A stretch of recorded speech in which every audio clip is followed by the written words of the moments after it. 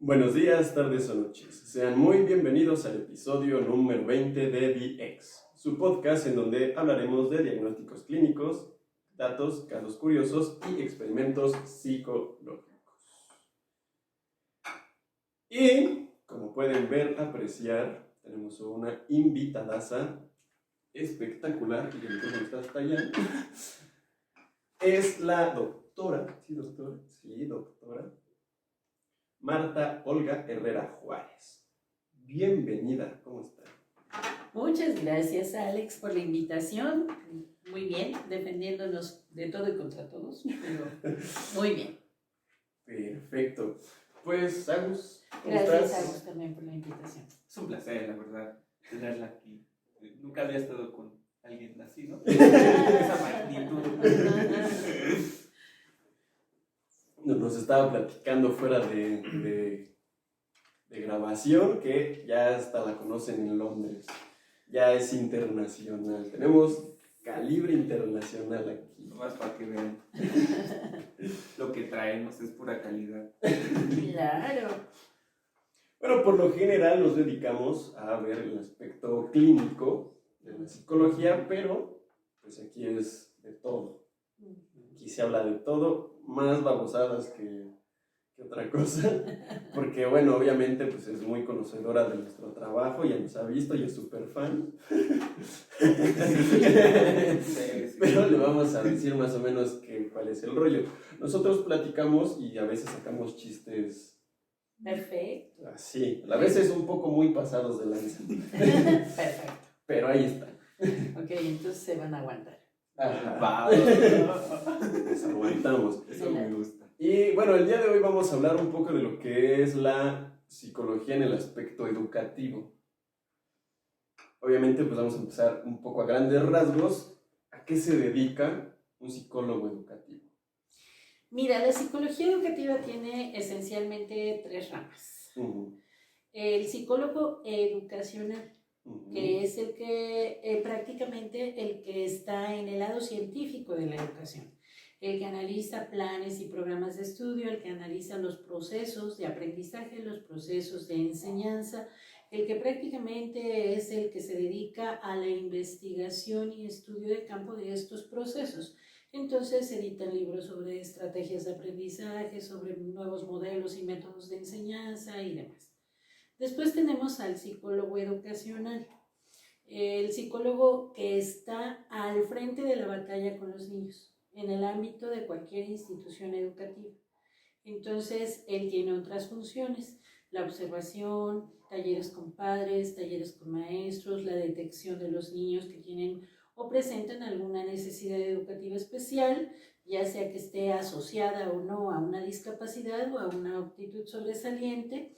Son los que realizan diagnóstico psicopedagógico, son los que prácticamente hacen todas las adecuaciones a la currícula, las adecuaciones al acceso, las intervenciones realmente en el aula. Y por último estamos los psicólogos clínicos educativos. Los psicólogos clínicos educativos somos prácticamente los que nos dedicamos al diagnóstico en diferentes ámbitos, ¿no? Desde el diagnóstico de aquel niño que el papá anda perdido y no sabe qué es lo que tiene, pero que le dijeron que tiene que ir al área de psicología con un psicólogo para que le digan si tiene autismo, si tiene Asperger, si tiene dislexia, si tiene discalculia. Pero también nos dedicamos al ámbito jurídico, al ámbito forense, para las cuestiones de guardia y custodia para los menores, para la parentalidad conflictiva y todas esas situaciones. Entonces, somos también peritos en el área de psicología. Sin embargo, con la nueva aparición de los juicios orales, pues ya cualquiera puede ser perito en el área de psicología siempre y cuando tenga su cédula profesional, ¿no? Desaparecimos lo que eran los peritos terceros en discordia para integrarnos nuevamente como peritos en el área, ¿no? Sí tienes que estar certificado, sí tienes que tomar cursos que te acrediten como psicólogo clínico educativo, y prácticamente esas son las tres áreas que abarcamos en la psicología educativa. Perfecto. Y bueno, de estas tres áreas, ¿Cuál es la que más disfruta? Las tres. Las tres. Me encanta la investigación. Okay. Fíjate que antes de que empezara el proceso de la pandemia, antes de que nos mandaran a confinamiento, a mí me llamó mucho la atención que en el consultorio me llegaron casi al mismo tiempo 6 chaparritos, 5 varones y una mujer de primer año de primaria, todos, y de diferentes instituciones educativas, que no habían consolidado el proceso de lectoescritura. Okay. Entonces me llamaba mucho la atención y dije, voy a empezar a aplicar una prueba neurológica, y entonces dije, voy a evaluar los pares craneales. Al momento de evaluar los pares craneales me sorprende mucho que el par craneal visual, la pupila estaba espástica. Con lámpara de valoración clínica ya no se contraía, permanecía espástica. Le hablé al maestro, al doctor que yo tuve como asesor en el área de neurología, y le dije, ¿no? Le digo, fíjese que pasa eso. Me gustaría que me orientara porque a lo mejor estoy evaluando mal, ¿no? Entonces me dijo, ¿tendrás oportunidad de citarlos un día a los 6 chaparritos en el consultorio y podamos ver esta situación? Sí. Entonces efectivamente él vuelve a evaluar ese par craneal y la pupila espástica. Entonces me dice, ¿sabes qué? Tienes que estructurar una entrevista diferente en donde tengas que indagar qué tiempo el niño está expuesto ante los dispositivos electrónicos, con qué características está expuesto a los dispositivos electrónicos, si con luz natural, si con luz artificial, en qué postura, en fin, ¿no? Entonces nos quedamos en esa parte y efectivamente, fíjate, el punto de convergencia, la variable en donde coincidían los 6 chaparritos, es que ellos estaban expuestos a los dispositivos electrónicos por más de 6 horas al día. Y en luces artificiales o sin luz. Entonces, esa situación en el par craneal evaluado estaba siendo un punto que se tiene que retomar y analizar, que estaba impidiendo el proceso de consolidación de la lectura. Entonces, la investigación me gusta, se abre el paréntesis porque nos vamos a confinamiento, se están empezando a acercar ahora que es el mes de agosto y que el gobernador del estado ha dicho y el gobierno federal ha dicho que indudablemente nos vamos a una educación híbrida.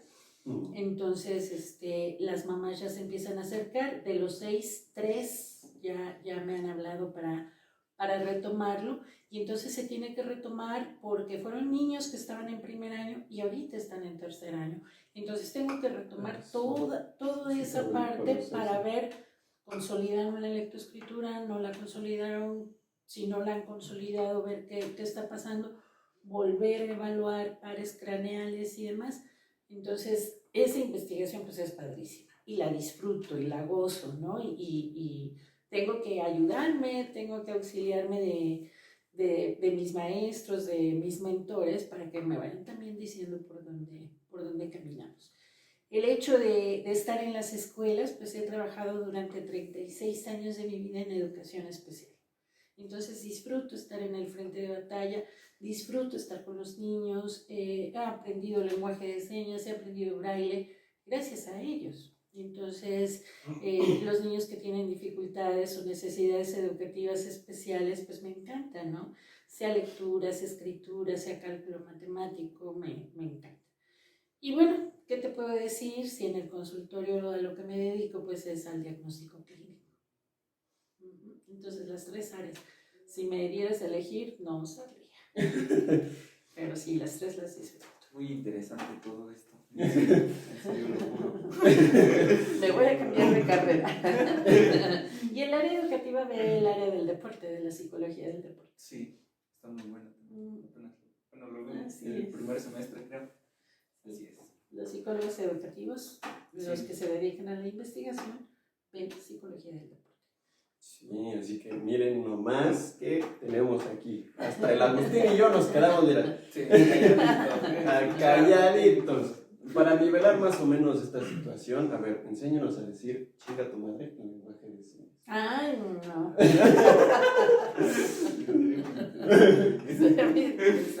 Otro día, en otra ocasión, tenemos clases No, para que aprendan a defenderse.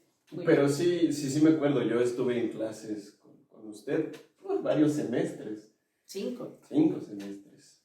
Sí me acuerdo que nos enseñó varias cosillas. Bueno, estaba pensando en el lenguaje de señas, en cual incluso en el de braille y bueno, muchísimas más cosas en otros. Evaluación y todo, ¿no? Sí, movilidad y desplazamiento con bastón para invidente, con bastón esa blanco. práctica estuvo bien buena. Sí, donde tenían que estar ocluidos de la vista para poder desplazar. Y nos aventó a caminar. Hasta un bulevar. Todo un bulevar. ¿Cuántas calles son? Como 5 o 6, ¿no? Como 6 calles más el bulevar. Y tenían que leer los letreros en las esquinas en sistema braille. Sí, justamente. Sí. No es fácil. No es fácil, pero es muy, muy interesante, muy apasionante. Sí, dan ganas de estudiar, la verdad. Cámbiate de... No, yo quería estudiar psicología, pero mi mamá me dijo, no estás loco. Y yo, no, pero es que se ve interesante. Pero Sí, no, claro. nunca como que me dediqué a investigar en qué escuelas podía estudiar. Entonces, pues me fui por la fácil, ciencias del deporte. Bien. Ya, no, pues sí. Bueno, en este aspecto también, ¿para qué sirve? Bueno, en nuestros 3 campos de acción, bueno, ya vimos que está la investigación, está el diagnóstico como tal, ¿no? Pero, ¿cuál es más el campo de acción en estos tres campos? Yo creo que el psicólogo educacional, ¿no? El que está en la escuela, que a veces, como cualquier área de la psicología, ¿no? Los psicólogos no estamos posesionados socialmente. En esta época de pandemia deberíamos de estar al frente de la batalla porque somos del sector salud y no estamos al frente de la batalla. Están los psicólogos al frente, los que trabajan en instituciones hospitalarias, que viene siendo 1 o 2 psicólogos porque no hay más plazas dentro de hospitales, que son los que están dando soporte al médico, a la enfermera, a la trabajadora social, a los camilleros, etcétera, etcétera, ¿no? Para bajar este estrés que se va a convertir en un estrés postraumático, ¿no? Entonces, yo creo que los psicólogos educacionales o educativos tenemos la misma problemática, porque los papás, cuando la maestra manda un citatorio de que va a pasar al área de psicología, el papá dice, ¿por qué si mi hijo no está loco? ¿No? Y mi hijo no va a ir, y le vamos a pagar una maestra particular, y bla, bla, bla, ¿no? Entonces ya va con cierta predisposición a la entrevista, ya va nulificando el trabajo de lo que hacemos los psicólogos educativos, porque no entienden que nosotros analizamos y damos soporte sobre el cimiento y las bases que conforman el aprendizaje. Entonces, nosotros tenemos que analizar lo que es la memoria, lo que es la atención, lo que es la percepción, lo que es el lenguaje, lo que es la psicomotricidad, que son elementos que forman parte del aprendizaje y que es el sustento. A través de tener ese cimiento bien adquirido, puedes edificar cantidad de aprendizaje, un doctorado, lo que quieras. Pero cuando el niño va carente de esquema corporal, de nociones psicomotoras, derecha, izquierda, arriba, abajo, ¿cómo quieres que pueda encolumnar bien una cuenta? No va a identificar cuáles son unidades, decenas y centenas. Y eso no quiere decir que su hijo está loco, ¿no? Sí, claro. Y entonces a veces trabajamos mucho la ludoterapia, que es la terapia de juego. La terapia de juego tiene un objetivo, pero los papás llegan, nos ven que estamos jugando, entonces nos dicen, ya no saque a mi hijo, porque no le quite el tiempo, nada más viene a jugar con usted. Entonces no estamos bien posicionados. Sí, algo claro. Hemos de estar haciendo mal los psicólogos con que la sociedad desconoce lo que hacemos. Sí, y bueno, precisamente, por lo general decimos cosas científicas y tonterías, pero ahorita lo que estamos viendo es eso, o sea, es un proceso a veces un tanto difícil la aceptación de, ¿cómo se llama? Pues de incluso del aspecto social, ¿no? Yo me acuerdo mucho, mi papá es medio extraño, pero inclusive yo que dio a su hijo una educación en psicología, sí luego se avienta cada comentario que es, ay, papá, que es como este proceso de, no, pues es que el loquero, o cosas así, ¿no? Entonces está como ese estigma, que todavía, que a lo mejor y ahorita mi círculo no se ve tanto, pero sí todavía hay como ese puntito. Sí, ahí. y es difícil, fíjate, porque el área educativa yo creo que es una de las áreas socialmente más socorrida. ¿Por qué? Porque cuando tú le dices a una madre de familia, oiga, ¿por qué no lleva a su niño a un psicólogo? ¿Por qué no habla bien? ¿Por qué le está costando trabajo aprender? A lo mejor la madre, como el rol que tiene, como el rol que juega, sí lo acepta. Y a lo mejor se echa un round con el papá porque él es el proveedor y es el que tiene que pagar la terapia. Pero la madre prefiere quedarse sin comprar zapatos, sin comprarse un vestido, sin comprarse un suéter, sin comprarse lo básico, pero darle la atención al niño. Cosa que no sucede en el área clínica. En el área clínica dices, chin, hoy es mi cita con el psicólogo, hoy, pero me pagan hasta el lunes, mejor le hablo y le digo que la cancelo, que tengo cosas que hacer, ¿no? Entonces, es una situación que a todas las áreas de la psicología nos pega. Esa falta de conocimiento. Y el adulto quedarse sin su terapia, sin su soporte, yo digo que el adulto que reconoce que requiere un apoyo psicológico, no es cuestión de ser loco, es cuestión de que es muy valiente. Es valiente y lo reconoce, y qué padre que va, y qué padre que se deja fluir y que se deja ser para decir, no puedo. Sí, y ahorita también está esta parte, ¿no? Por ejemplo, en el aspecto clínico, ya hay un decir, ok, hay una situación que me sobrepasa, o ya cuando tienen un mayor conocimiento tal vez no hay una situación que me sobrepasa, pero quiero conocerme más a fondo, quiero ver qué procesos traigo, y es un poquito más fácil, pues, trabajar, ¿no? En este aspecto. En cuestiones, pues, ya se me han ocurrido varios chistes, pero no los he querido soltar porque impone. Yo estoy muy atento, la verdad, no se me ha ocurrido nada, mucha atención. Yo estoy también atenta para ver cuando me la sueltan, pero no me la sueltaron. Yo nada más estoy así como que me río para adentro. Pero bueno, sí, está con esta parte, ¿no? Entonces, la cuestión clínica todavía siento que es un poquito más fácil. O sea, no sé, están viviendo un divorcio y entonces se dicen, ok, van los hijos, ¿no? Porque a veces el sujeto focal es el hijo primero, ya después de ahí te agarras a los papás. Pero en una cuestión educativa siento que todavía es un poquito más difícil, ¿no? Porque está el aspecto de decir, lo voy a decir así, no, pues es que mi hijo está pendejo, ¿no? Digámosle. Entonces, o la mamá dice, es que salió como su papá. Ajá, y de ahí no lo sacan. Mi esposo aprendió a leer a los 8 años. Ajá. Entonces, yo veo que está normal. Entonces, sí, tienes razón. Entonces, y sí, de ahí no lo sacan. Mi suegra, ¿no? Ajá. Y dicen, lo sacó lo estúpido del papá o de la mamá o de quien sea. Está muy bonito. ¿no? Se parece a su papá. Y entonces siento que es un poquito más difícil como decirle, es que sí necesita una atención psicopedagógica en este aspecto. Y cuesta trabajo reconocerlo. He tenido casos en el consultorio que los niños me llegan a los 8 años de edad cuando a la mamá se le reportó desde el preescolar. Se le dijo, ¿sabe qué? Llévelo porque necesita esto. Y la mamá siempre justificó, es que está chiquito, es que hay que darle tiempo, es que como es el más chiquito, es el consentido, bla, bla. Y entonces ya llega a los 8 años y dices, wow, tiene un chorro de historial de fracasos educativos a los 8 años. Sí, no, yo me acuerdo, tenía una alumna cuando daba clases en universidad que le pedía un trabajo. Y lo leí y dije, ¿cómo llegaste hasta este punto? Sí, ¿no? sí, porque faltas de ortografía. Yo no soy un erudito en la ortografía, me defiendo más en el léxico y ahí a pantalla, pero la ortografía como que todavía le batallo en unas cuestiones.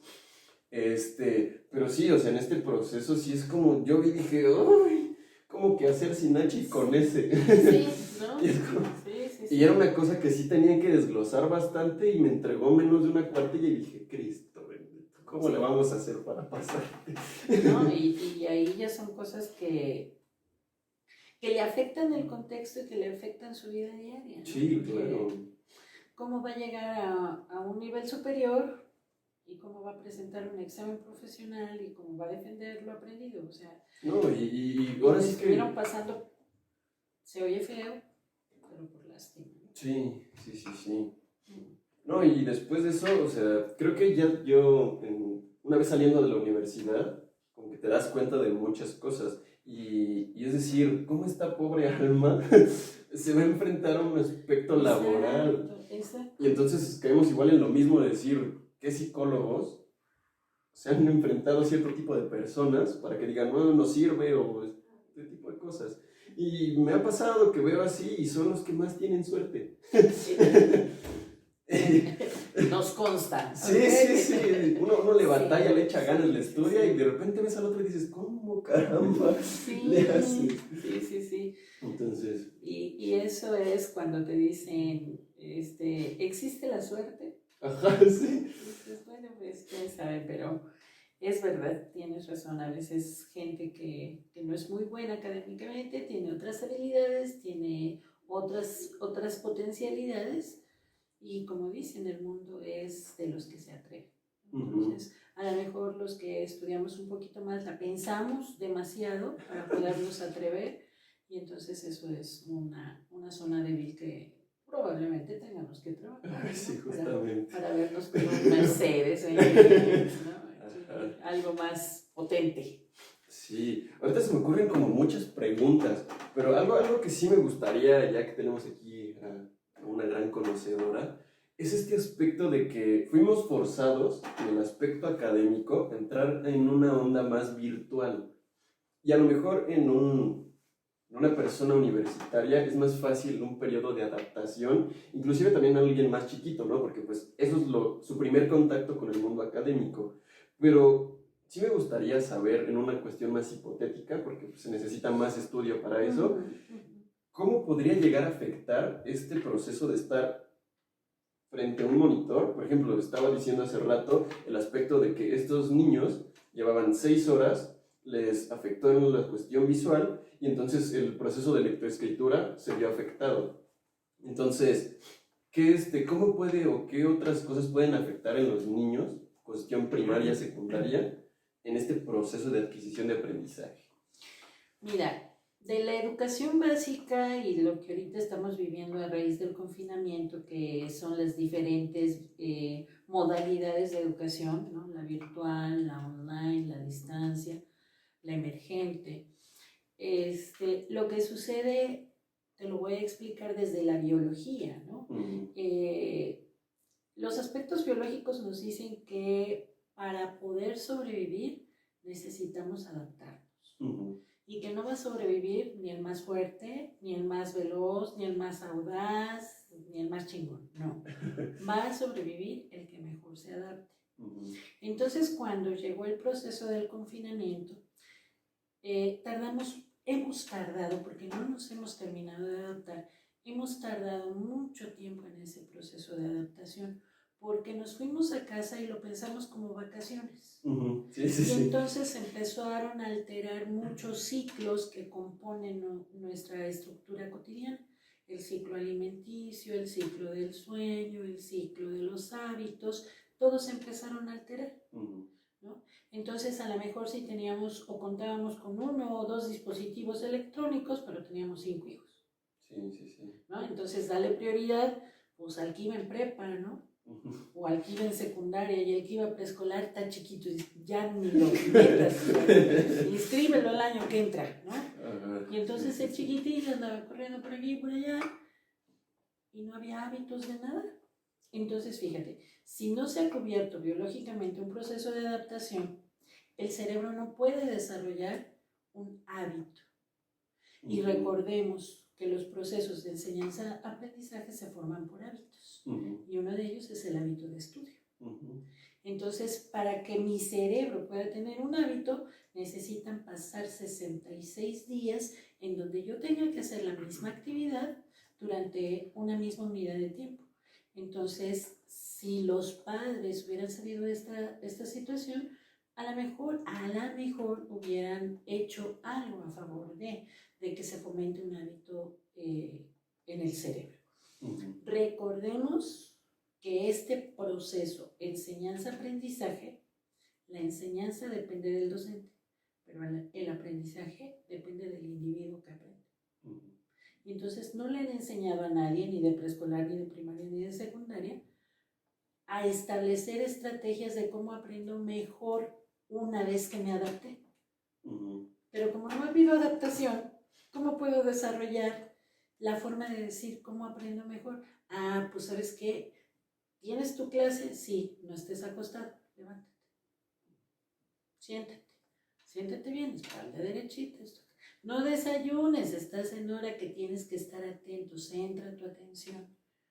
Pero no, o sea, si el niño estaba acostado, pues que se quedara acostado, ¿no? Si el niño estaba desayunando, pues apagaba su camarita y empezaba a desayunar.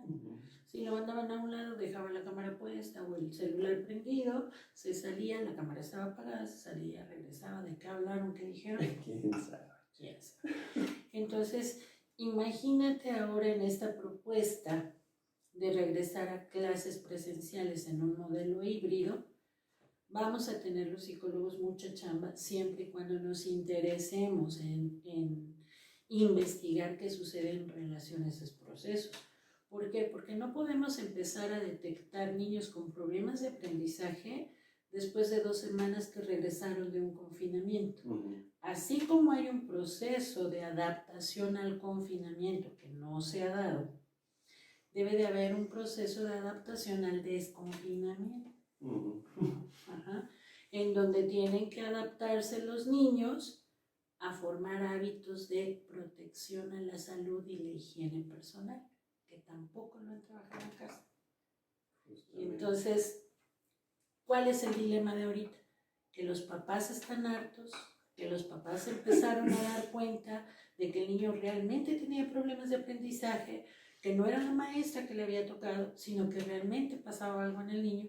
Y entonces, ahora, ¿qué pasa? Ya no lo quieren en la casa, que se vaya a la escuela. Y le están dejando la responsabilidad al niño que él decida, ¿no? ¿Qué quieres hacer, mijito? ¿Quieres ir? ¿Verdad que sí ya quieres ver a tus amiguitos? Sí, que vaya. Y se están olvidando que en la casa el niño no usaba más de 4 horas el cubrebocas. Que el niño podía salir al patio y jugar con los otros amiguitos y que no pasaba absolutamente. Y están olvidando que es una población vulnerable, porque para esa población de educación básica no hay vacunas. Sí. Y que cada día más se están contaminando niños menores y que están muriendo. Entonces, vacunamos a los maestros. Sí, pero ¿y los niños? No hay vacunas para niños de preescolar, no hay vacunas para niños de primaria. Está apenas Pfizer haciendo las investigaciones para niños de 12 años. Entonces, ¿a qué vamos a arriesgar a nuestra población? Sí, ¿No? Entonces, es una situación muy compleja porque ella no quiero este chamaco, yo que me vaya. Pero el niño va a llegar a querer correr, a querer jugar, que si suda va a aventar el cubrebocas, ¿no? Que si le da sed le va a decir, ¿me convidas agua? Y va a dar el agua, ¿no? Que si tiene hambre le va a decir, ¿me convidas de tu torta? Y vámonos. ¿No? Entonces va a ser muy complejo, muy complejo, y yo siento que estamos arriesgando a una población que no debe de ser arriesgada. Sí. O sea, son niños. Estás diciendo que están mejores preparadas las enchiladas de Anaí que la SEP para el regreso a clases. Exactamente, sí. Fíjate, si las escuelas no pueden controlar la temporada de piojos, Sí, que van a andar. ¿Crees que van a controlando. controlar esto? Sí, O no, sea, no está claro. es muy complejo, muy complejo. A mí sí me preocupa mucho porque son niños. Ujú. Es una población a futuro. Entonces, ¿qué va a pasar?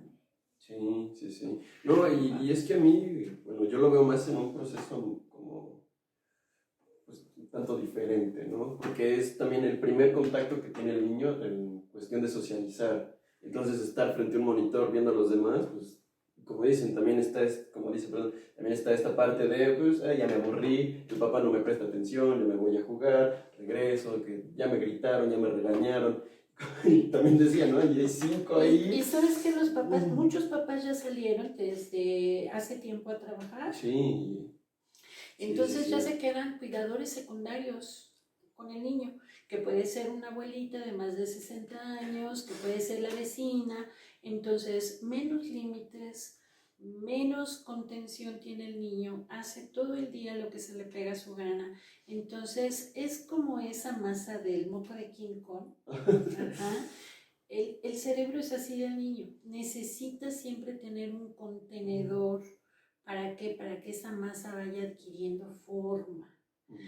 Pero si yo saco la masa de ese contenedor y lo dejo libre, pues se me va a empezar a escurrir entre los dedos. Y aunque yo ponga la mano aquí abajo, se me sigue escurriendo, ¿no? Y entonces termino jugando con esta masa porque no sé qué hacer con esta masa, ¿no? Y no le puedo dar forma y no la puedo contener. Y entonces, pues sí, vamos a tener que dar seguimiento, sobre todo a esta generación que empezó en agosto del 2019, en primer año ya sea de preescolar, de primaria y de secundaria, y que para marzo del 2020 le dijeron a sus casas.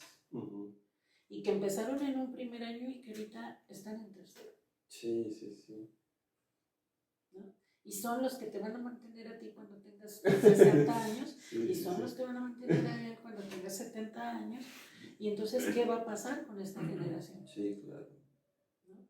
¿Qué va a pasar? Yo ya voy a estar afelpada, pero ¿qué va a pasar con esta generación? ¿Qué va a pasar de tu vida adulta mayor? Cuando no tengas un soporte económico de una generación que tiene muchas broncas de aprendizaje. Sí, y es que es como curioso porque recuerdo mucho en este proceso de que estuve en la maestría, decían que nosotros aprendemos para adaptarnos. Entonces el aprendizaje viene para la adaptación al medio. Entonces, por ejemplo, se me ocurre que pues, con alguien que apenas está entrando, pues es más fácil. Ya me acuerdo que vi un meme que decía que cuando empiezas a entrar a kinder y ya te piden que sepas aprender tu cámara, hacer no sé qué tanta cosa, y el pobre que niño descargues tu documento. Sí, descargues documentos, envíes documentos, y el pobre niño ahí, ¿no? Mandes tus evidencias. Sí. Entonces, en este caso creo que pues, se les empieza a dar un poco más fácil, ¿no? A pesar de que es un poco más complejo, pues... Te adaptas. Te avientan y es tu primer contacto con la educación. Y entonces, pues empiezas a desarrollar otras habilidades. Exacto. Entonces, lo que se me hace muy, muy como curioso en este aspecto es, como dice, la repercusión a nivel social va a estar muy cañona porque el niño no está jugando e interactuando con sus compañeros, o sea, a lo mejor sí. Iguales. Sí, y entonces es estar sentado, o sea, estamos extrapolando una educación, meramente, pues como le hemos estado llevando ahí sentado escuchando a un... Si bien nos van, ¿no? Oh, Porque sí, si no ok. puedes estar en tu cama jeteando, Sí. el celular prendido, ¿no? Sí. Pero sí, porque fíjate, la escuela es socializadora. Uh-huh. Entonces, en la escuela, nosotros como seres humanos aprendemos a desempeñar y a desarrollar roles totalmente diferentes a los que yo puedo aprender en mi familia. Uh-huh. Porque yo en mi familia puedo aprender a ser hijo, puedo aprender a ser hermano, puedo aprender a ser sobrino, nieto, lo que sea. Uh-huh. Puedo aprender a pelear por una pieza de pan, puedo aprender a defender mi punto de vista de que yo no quiero comer albóndigas y lo demás. Pero la escuela me va a adoptar otro tipo de habilidades sociales que me van a servir para la vida futura, cuando sea yo un adulto. ¿Por qué? Porque yo ya voy a saber que cuando yo estoy con mis congéneres, con mis coetáneos, con mis iguales, ¿verdad? Cómo me debo de comportar, pero también estoy aprendiendo en casa cómo debo de comportarme ante los adultos. Entonces son totalmente diferentes, ¿no? Sí. Entonces estos niños, esta generación, se está perdiendo la posibilidad de la socialización escolar, ¿no? De aprender qué pasa con el otro. Aunque yo tenga hermanitos en escalera, ¿no? Dices, bueno, es que este niño en casa tiene a la hermanita de 5, a la otra de 6, al otro de 7, y hay vecinitos, y los vecinitos son como de la edad, y sí está conviviendo. No, pero está conviviendo en una vecindad, en una comunidad social, ¿no? Que no es lo mismo en tu vecindario, donde haces tus pandillas, donde tienes otros roles. Entonces, el vecindario no te va a cubrir el rol que juega la escuela. Sí, ¿no? En la escuela puedes salir a la hora de recreo a jugar fútbol, ¿no? Y los del A van contra el B. Ajá. ¿No? Clásico. Sí. Pero aquí puedes salir en esta comunidad, en tu vecindario que te contiene, pero hoy no dejaron salir a Pablo porque no ha terminado la tarea. Entonces, ¿quién va contra quién? ¿No? Sí. Entonces ya no es el grupo A con el B y si no nos vemos a la salida y todo eso. Entonces se están perdiendo situaciones que solo la escuela puede dotarles. Pero ahorita la escuela no tiene las posibilidades ni las condiciones para dotarles lo que ellos necesitan, que es la seguridad. Sí. ¿No? Primero que nada, ¿no? Como seres humanos, darles la seguridad. No hay vacunas, no vienen con hábitos desde casa de aprenderse a cuidar, y aunque la mamá le diga y le suplique, y no te quites el cubrebocas, y no abraces a tu amiguito, y no te vayas a poner a correr a la hora del recreo, y no le vayas a pedir agua, y aunque le doten la mochila en lugar de libretas, el gel antibacterial, la careta, va a pasar por alto muchas cosas. Sí. No, igual se me ocurre, pues por ejemplo, aquí los vecinitos que están chiquitos, pues como tal, salen y no tienen, bueno, a lo mejor sí hay como una supervisión adulta. De lejos. Muy lejos. Pero hacen básicamente lo que quieren, y en un contexto escolar es más la maestra está ahí, y no hagas eso. Y hay una mancha de guardia. Y está... Chifla. Ven para acá. Sí. Y entonces aquí igual, ¿no? Es como chin, le pegan a un niño y ya, métete, no le hagas caso. Y en la escuela te lo tienes que topar al otro día. Y entonces tienes que ir regulando tu conducta. Y puede ir a tu salón o puede no ir a tu salón, ¿no? Y entonces se pierde. Son otras formas que tienes que aprender a convivir, son otras formas de convivencia. Porque si va en mi salón, pues es vernos, ¿no? De odio y todo lo demás. Pero si no ven en mi salón, es decir, oigan, acompáñenme al recreo porque se me perdió, ¿no? Y ya voy con mis escoltas. Entonces son otras habilidades que desarrollas. Y aquí en tu vecindario no, porque la mamá, aunque esté aquí en la cocina, oye que alguien chilla y sale corriendo. ¿No? Y vente, manito, no, ya no te juntes con el chusma. Entonces son otras habilidades. Yo creo que eso va mucho de la mano a cómo aprender y sobrevivir en todo, ¿no? Porque tanto en la casa aprendes cosas como en la escuela, como cuando vas en la calle y ves que se están peleando y dices, están peleando, ¿no? Entonces yo creo que es mucho de sobrevivir. Y te unes al que le están pegando para que seas 5 contra 1. Como el de la combi. que se trataron de asaltar y todos, ¿no? Entonces yo creo que es mucho de que los niños aprendan a sobrevivir, ¿no? Exactamente. Eso es lo primordial ahorita, que aprendan mecanismos de sobrevivencia, de cuidarse, porque es toda una generación. Toda una generación que te va a afectar a ti cuando tengas la necesidad de subsistir por ellos, que te va a afectar a ti, a mí ya no tanto, pero bueno, me va a afectar de alguna manera, ¿no? Sí, no, y se me ocurre que también, ¿no? Probablemente haya un estrés postraumático, como bien menciona, y muchos, no sé, no me quiero aventurar a decir cuántos, pero pueden llegar a desarrollar una fobia social o incluso una agorafobia, que ya hablamos de eso en otro capítulo. Bueno, estuvo muy bueno, pero sí, entonces sí, es como lo que estaba yo viendo, pensé que estaba contigo, pero no. Que en este proceso de adaptación, ver, porque obviamente estamos viendo el contexto ahorita de los niños, ¿no? Pero también los papás, y ver cómo el papá está afrontando eso. Los maestros. Y también los maestros. ¿Sabes por qué, Alex? Porque todos y cada uno de los involucrados en este proceso de educación vienen con pérdidas. Sí, sí, sí. ¿No? Vienen transmitiéndome miedos, ¿no? Porque si los padres perdieron a los abuelos, le van a transmitir el miedo al niño de decir, mira, no te juntes porque ya ves que tu abuelito se murió por haber salido y juntarse con sus cuates, ¿no? Entonces, el docente no sabemos cuáles tipos de pérdidas tiene, ¿no? Sí. Y si tuvo pérdidas infantiles, ahora enfréntate a niños. Sí, ¿no? Y que es una población, pues como, o sea, no es como sentarte con un adulto y dialogar, es muy, muy diferente la abordaje. Totalmente diferente porque tenemos 3 tipos de pensamiento. En el adulto se supone, ¿verdad?, que tiene solamente un tipo de pensamiento, que es el pensamiento formal. Pero en los niños no le hablas igual a un niño que tiene 10 que a uno que tiene 6, que a uno que tiene 3, que a uno que tiene 5. Son totalmente diferentes.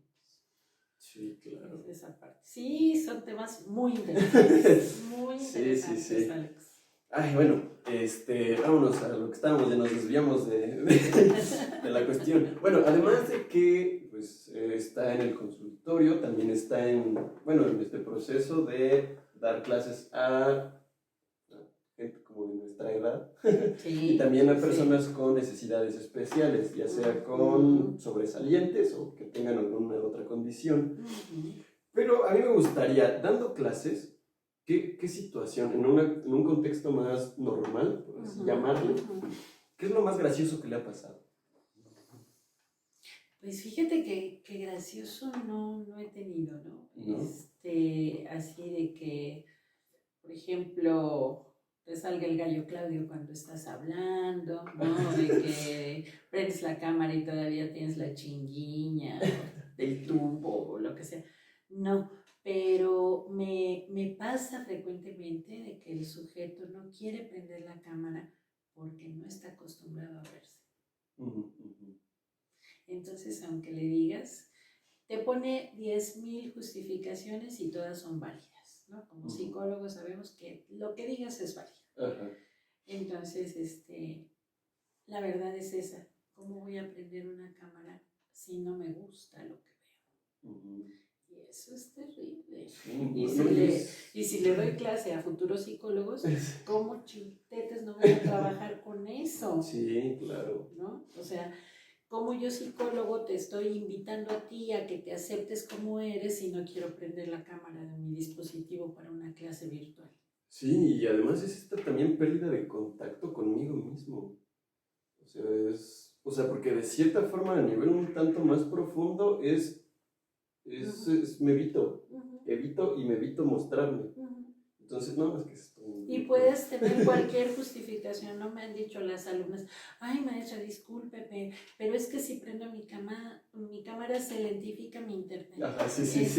Maestra, discúlpeme, pero le juro que todos los días me arreglo, pero hoy no me arreglo. Entonces, no quiero que me vean así. Y le digo, no importa, o sea, yo te quiero y te acepto como eres, prende tu cámara, por favor. No, le digo, mira, es como si yo, ahorita que estoy dialogando contigo, apago mi cámara. ¿No? Y nada más con mi letra en la pantalla, la M, ¿no? Entonces, ¿cómo es la maestra? El M. Entonces, el día que tengamos clases presenciales, voy a llegar aquí con mi M para que no sepan que soy yo. Voy a estar con mi paleta aquí de M para decir hola chicos y ya que vean mi cara, ¿no? Entonces, es complicado, pero es ese soporte psicológico que dices, ay, no puede ser, que no te aceptes, que no te quieras ver. Yo te voy a ser totalmente sincera, a mí me costó mucho trabajo las primeras semanas, porque empezabas a decir, dices, ay, a la madre, la pantalla, dices, ay, China, sí me verán, dices, ay, la cana, y dices, ay, no, Dios mío, qué horror, y decías, no, ya no me voy a reír porque se me hace aquí el gacho. Entonces, pero lo tuve que aprender a manejar, ¿no? Porque no es lo mismo que yo estuviera en clase presencial donde sabes que soy miope y que el que se sienta hasta allá atrás no lo veo. Entonces, en clase presencial estoy con lentes, Ajá, sí, claro. ¿no? Entonces, y veo el de hasta allá y le digo, ¿qué hubo, no? Acá. Pero en clase virtual aquí tengo una computadora, ¿para qué quiero esto? Entonces, cuando me vean en la escuela, en presencial, van a decir, tú se los filtros. ¿Dónde están los filtros? No, maestra, tráigase aquí el filtro para borrar la marca y para todo ese rollo. Entonces, sí es esa parte que tampoco lo trabajan, como tú dices, en un contexto más normal, ¿no? Ahora imagínate en un niño que tiene problemas de lenguaje. Sí, claro. ¿No? Y que le digas, a ver, saca la lengua, muévela. Sí. No, qué miedo, no, estoy viendo a la maestra y no, que muévela. Entonces es muy complejo. Sí. Es esa parte. Y ahorita se me ocurre, ¿no? Por ejemplo, en una cuestión normal está el maestro viendo hacia allá, pero no hay una retroalimentación de cómo me estoy viendo. Igual el alumno, estoy viendo hacia allá, veo al maestro y por lo general, depende de dónde te sientes, si se te sientes hasta adelante, no veo a los de atrás. Y si estoy hasta atrás, veo a los de adelante, pero no le veo las caras. Y entonces ahí enfréntate a ver todas las jetas de todos estos y ver tu propia cara también. Entonces es una cuestión de impacto fuerte. Y de que aquí adentro surgen otras cosas, ¿no? Otras conexiones y demás, ¿no? Porque, por ejemplo, yo pongo la pantalla para compartir diapositivas y los dejo de ver, pero ellos me siguen viendo. Sí. ¿No? Entonces, muchos levantan la manita y si llego a ir al tip, quito la presentación y ya, ¿no? Pero ya no me sale el nombre y tengo que abrir acá donde dice el nombre. A ver, fulanito, ¿qué pasó, no? Entonces, son otras conexiones que tienes que estar muy atento y que, bueno, cuando decías, híjole, es que cuando prendo la computadora nada más sé dónde está el on, ¿no? Sí. Y ahora pon el chat, ¿no? Pasa lista, pon compartir, pantalla, pestaña, etc. Es haber desarrollado otras conexiones a mi edad, Alex. Sí. Wow. Sí, igual en este contexto, a mí, por lo general, bueno, más o menos lo he vivido, no somos tantos en un diplomado que estoy tomando, pero más o menos se vive, ¿no? Este proceso de grupos, está la psicología de los grupos.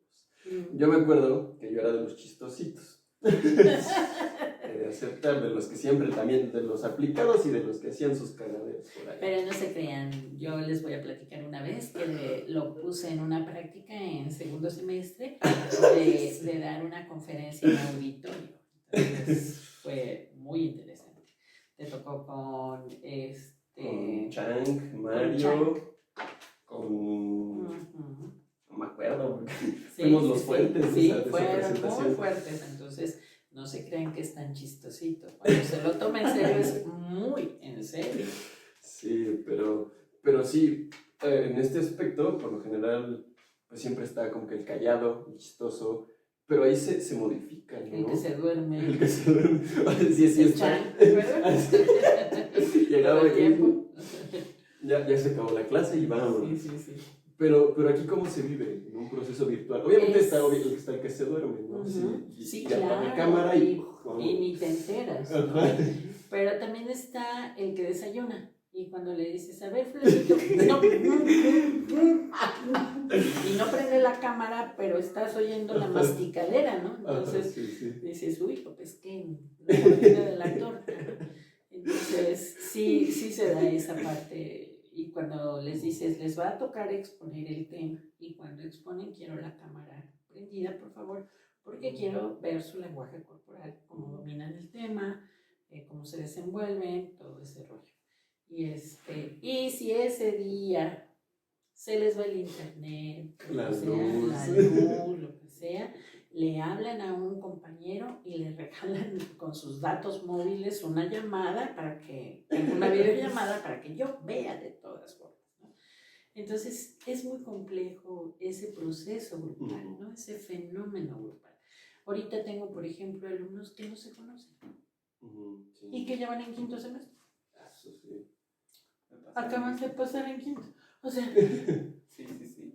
dices, formen equipos y ya les vale. Y cuando estás en presencial, empiezas, ¿no? Y ya tienes tus cuadernos aquí, ¿no? ¿Quién trabaja, quién no trabaja? ¿Quién dices, no, ese no, ni madre? Pero en el virtual les dices, hagan sus equipos. ¿Ya tienen sus equipos? Hasta que un valiente dice, ¿y por qué no los hace usted, maestro? No, sí, se y dices, ok, los voy a hacer. Ya los haces porque... Sí. Me pues pasa no hay muy vínculos. seguido con una maestra, bueno, en nuestro grupo, como todo es virtual y ni siquiera aprendemos la cámara, la maestra pues nos explica el tema y tal, entonces llega en un punto donde nadie le contesta y dice, chicos, ¿están ahí, chicos? O sea, y así fue todo nuestro cuatrimestre, perdón, y no sé, bueno, yo conozco a varios ya, se nos hace... Y nos hace mucha gracia porque, o sea, no pasa ni un segundo y ya está repitiendo otra vez, chicos, ¿están ahí? Respóndanme, es que me siento solita y entonces es muy, muy, muy gracioso esto. Sí, porque empiezas la clase del contacto espiritual, manifiéstense, por favor. Sí, porque no les dices dudas y preguntas hasta ahí. Nadie. La zona del silencio. Y todos con las letras de sus nombres. La A, la R, la S, la M, la V, la A. El que pone una fotito, pero no es él, es un superhéroe favorito. Y dices, pues no hay dudas. Sí. Pues no hay preguntas. Pues no hay nadie. ¿Viven? Sí, claro. es muy complejo, muy divertido, pero complejo, ¿no? Porque dices, híjole. Y yo como estudiante, yo espero a que responda alguien. No sé por qué siento que todos esperan a que responda alguien y ya después el que sigue, sí, profe, sí le entendemos. Y no sé, yo siempre espero eso, que alguien primero responda y ya después yo. No sé por qué, pero... Me voy a quemar un poquito a Agustín, pero una vez estaba él en clase, no me acuerdo si estábamos en la otra casa o estábamos aquí. Todos en la otra. ¿En la otra? No, bueno. Y agarra la maestra o el maestro, no sé La qué, maestra aventó una pregunta. Y agarra y me dice, creo que es esto. Y le digo, pues ponlo. Si no, es que no sé. Le digo, pues ponlo. Ya si no es, pues ya, ni modo, ya. No, que no sé qué. Pasó el tiempo de la respuesta y era por no sé cuántos puntos. Y que dice la respuesta y era lo que él estaba diciendo. Y le digo, ya. Sí, no sé por qué. y ese tipo de cosas, ¿no? Es como... Es muy gracioso. Sí, entonces, no sé, pero sí se vive. Tú lo hubieras escrito en el chat y me hubieras dicho, es que mi hermanito pasó y yo Es que lo puso. Es que lo puso mi hermanito. Es súper dotado. Sí. No, si hubiera estado errónea, ¿no? Ajá, Fue mi hermanito, profe, disculpe usted, pero es que estaba yo aquí peleando para que no tecleara, pero tecleó. Y si estaba bien, yo salí se fue yo. colchón. Sí, estoy. Pero entonces, ¿alguna anécdota, inclusive previo a que dijera, y este güey sí se... Ay, sí, de esas muchas, y hasta te tocaba en tu salón. Sí, que sí. tú decías, ¿cómo llegaste? No. A ver, una que se acuerde mucho. Una anécdota. Sin decir nombres, era un niño No, sí. que ponía valses en los 15 años. Ajá. ¿No? Estaba más entusiasmado en poderle declarar su amor a una compañera de otro grupo y bajó al auditorio y puso ahí todo, ¿no? Como de película. Cero clases, cero trabajo, cero participación, cero todo. Entonces dices, híjole, ¿no? ¿En qué secundaria me vine a meter, ¿no? Entonces son cuestiones en donde dices, ¿qué haces aquí? Tú deberías dedicarte a otras cosas. Sí, a organizar fiestas. Otro tipo de... Hacer programas de sorprender a la gente, ¿no? Que lleguen y ¡guau! Entonces sí, pero dices, híjole, ¿qué hacer? Y entraba 15 minutos a clase y se salía. Ya ni te pedía permiso de salir, nada más Con permiso, ahorita nos vemos. Ve a idear tus formas declarativas de amor. ¿Y qué tal cuando terminaba con la galana? Se cortaba hasta las venas. Sí. Ay, no. Entonces sí son cosas que vives en presencia. Sí. ¿No? A distancia sí, no, sí, es difícil. Sin embargo, cuando hacemos las prácticas de ciegos, involucro a los papás porque les digo, díganle a sus papás porque ellos son los que los tienen que ir filmando. Entonces la mamá dice, maestro, aquí estoy, le estoy filmando, aquí, buenos días, maestro, así. Y ya pone el teléfono y lo va siguiendo. Maestro, lo está haciendo bien. Es muy padre. Me ha tocado también que la abuelita llega agachada y se pone atrás del alumno y está escuchando la clase. Y ya nada más ves que dice a la abuelita. Sí, y está. Y termina la clase y se va otra vez. Pero ves la cámara cómo pasa toda la acción, ¿no? Entonces es padre esa parte. Que dices, mira, qué bien. Y hay alumnos que sí las destapan a las mamás, ¿no? Cuando estamos en la materia de adolescencia y adultez y nos toca hablar de la adultez inicial, por ejemplo, no, la intermedia de los 40 a los 60.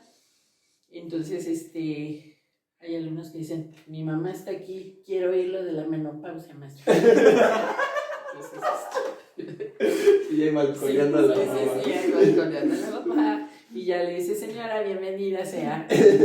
Pase usted y escuche lo que si le tiene toca. alguna pregunta, aquí andamos. Y son cosas que dices, qué padre que no pasarían en la escuela. Ajá, sí. ¿No? O sea, yo no conocería a la abuelita, yo no conocería a la mamá que está preocupada si lo hace bien, ¿no? Porque ajá, sí. viene aquí con el teléfono y todo, y en una de esas se pone, maestra, lo está haciendo bien. Estoy esperando la aprobación, sí. ¿no? Entonces dices, ay, qué bonito, ¿no?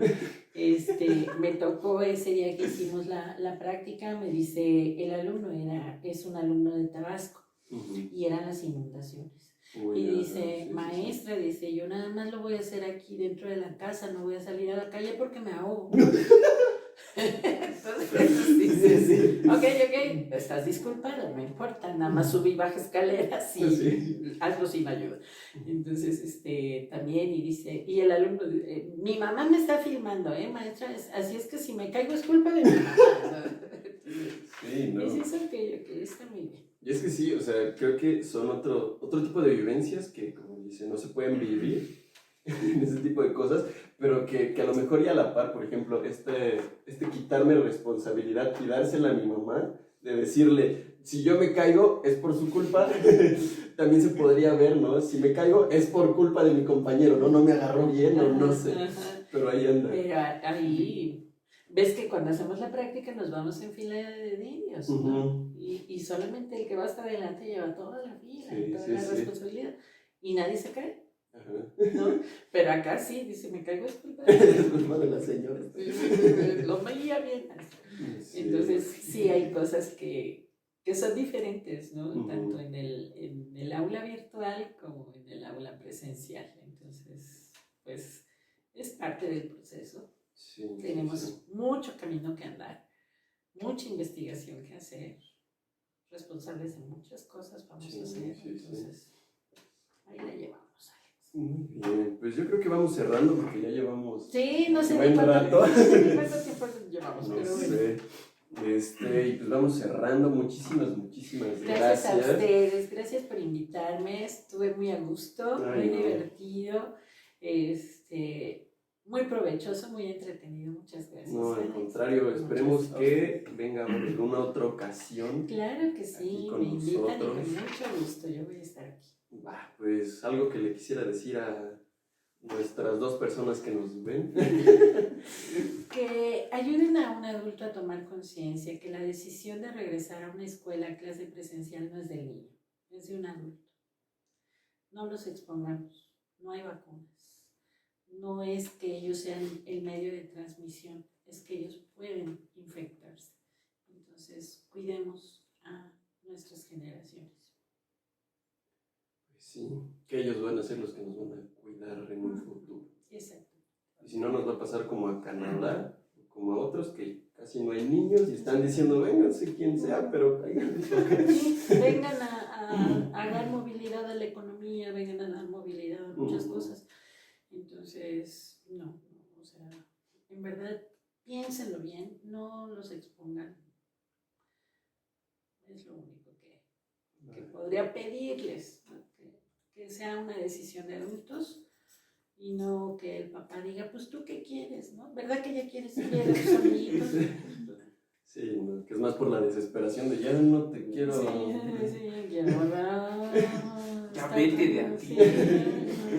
Entonces sí, no, por favor, no hagamos eso. Sí, pues otra vez muchas gracias. Gracias a ustedes, cuídense mucho, Sí, por favor, bueno. y estamos aquí Sí, en pues, otro momento.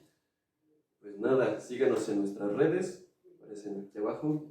Bueno, aquí abajo no aparece nada. En el aspecto virtual está bien chido, ¿no? Así, pero abajo nunca aparece nada. En un capítulo decíamos, vamos a sacar algo así un día de estos para decir que aquí está abajo. ¿Le gustaría que la siguieran en algún lado nuestros? Pues estoy en Facebook con mi nombre completísimo, Marta Olga Herrera Juárez, para lo que se les ofrezca. Va, de todos modos, aquí aparece el link. Claro Y que sí. listo, pues muchas gracias. Nos vemos el próximo viernes. Un formato un poco diferente, pero no hubo tanto. no hubo tanta idiotez. No se atrevieron, no se atrevieron. No, es que impone. Se atrevieron. No, estuve atento, la verdad. Impone. Imagínense a alguien que trabaja ya así de capa y espada con alguien con retraso mental, cosas así, decirles cosas así. No. Ahí sí se te hace chiquito. Sí, se esconde. Dices, híjole, no. Y como es de educación, me voy Sí, a no. reprobar. Sácase. Me da de baja de la vida y no. Exacto. Bueno, pues muchas gracias nuevamente. Nos vemos a la próxima, próximo viernes. Bye.